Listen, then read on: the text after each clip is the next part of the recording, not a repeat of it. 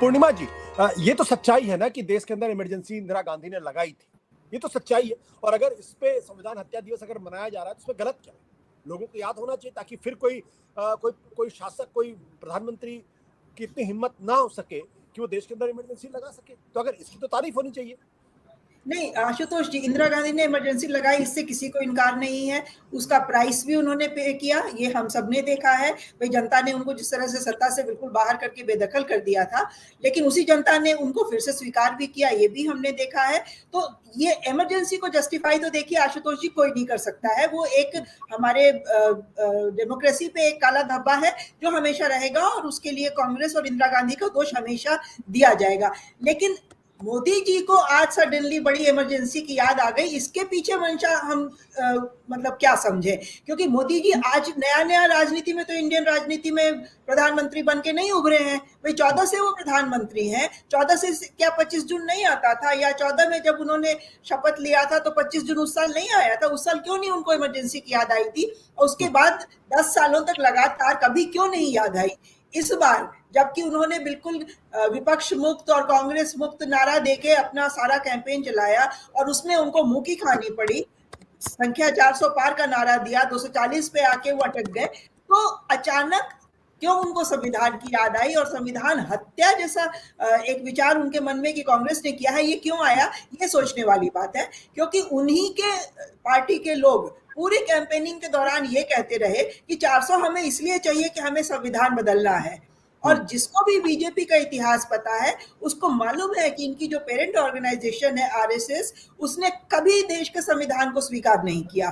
In fact इन्होंने अपना एक बाकायदा ड्राफ्ट आज भी बना रखा है, जो आरएसएस दफ्तर में फिरदौस साहब बताएंगे, नागपुर में कहीं जरूर होगा, ऑल्टरनेटिव संविधान के लिए। अटल बिहारी वाजपेयी के सरकार के टाइम में इन्होंने एक कमिटी भी बनाई थी, कॉन्स्टिट्यूशन रिव्यू कमिटी, जो कॉन्स्टिट्यूशन को पूरा लिखने के उसमें थी। लेकिन फिर उसमें विरोध होता, और उस समय इनकी अपनी बहुमत की सरकार नहीं थी, इसलिए उस कमेटी के रिपोर्ट के बारे में हमें कुछ पता नहीं चला।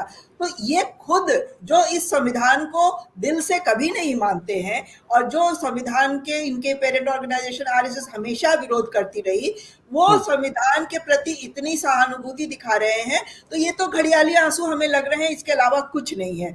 बीजेपी जैसी पार्टी जिसने इस 10 सालों में संविधान की धज्जियां उड़ा के रख दी। आशुतोष जी, सिर्फ इमरजेंसी लगा के ही संविधान की धज्जी नहीं उड़ती है। हमने देखा है कि कैसे इन्होंने हर ऑपोजिशन की वॉइस को कैसे कुचलने का प्रयास किया। छोटी सी किसी ने कार्टून बना दी अगर इनके खिलाफ क्रिटिसाइज करते हुए, तो उसको जेल में डाल दिया। किसी ने कुछ बोल दिया, ट्वीट कर दिया, तो उसको जेल में डाल दिया।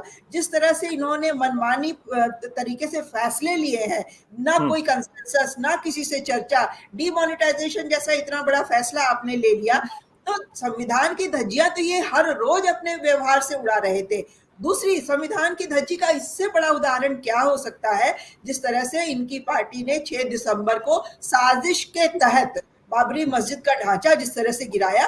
भाई उसके 2 ही 3 दिन पहले इन्होंने सुप्रीम कोर्ट में एफिडेविट दिया था, इनकी जो बीजेपी की सरकार थी, और उस एफिडेविट में था कि वो ढांचे की रक्षा हर हाल में करेंगे।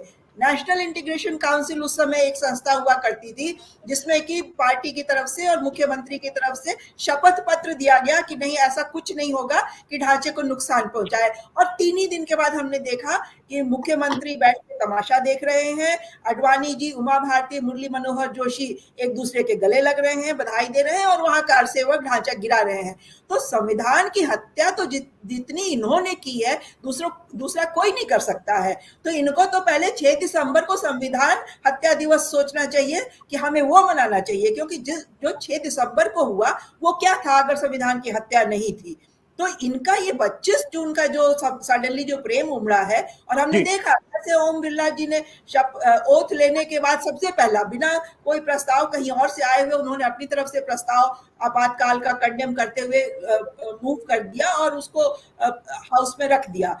तो ये जो राहुल गांधी ने जो संविधान, मतलब जो अपोजिशन पार्टीज ने जो संविधान को लेकर के अपना कैंपेन सारा गढ़ा, ये जी। उससे बौखलाए हुए हैं और मुझे लग रहा है कि इसी बौखलाहट में मोदी जी इस तरह के ऊट-पटांग काम कर रहे हैं। क्योंकि संविधान की हत्या आप कह रहे हैं कि हो गई। अरे हत्या जिसकी हो जाती है, तो वो तो खत्म हो गया ना भई, हत्या का क्या मतलब है? तो फिर आपने कौन से संविधान की शपथ लेके प्राइम मिनिस्टर पद की ओथ ली है? कौन से संविधान की शपथ लेके आपके मंत्रियों ने ओथ ली है? आपने क्या दूसरा संविधान लिख दिया है? तो ये कुछ ऊट-पटांग सी हरकतें ठीक जो है। कर रहे हैं, मुझे लग रहा है कि ये बिल्कुल बौखलाए हुए हैं और इसीलिए इस तरह की बातें कर रहे हैं। सत्य हिंदी का ऐप डाउनलोड करें गूगल प्ले स्टोर पर।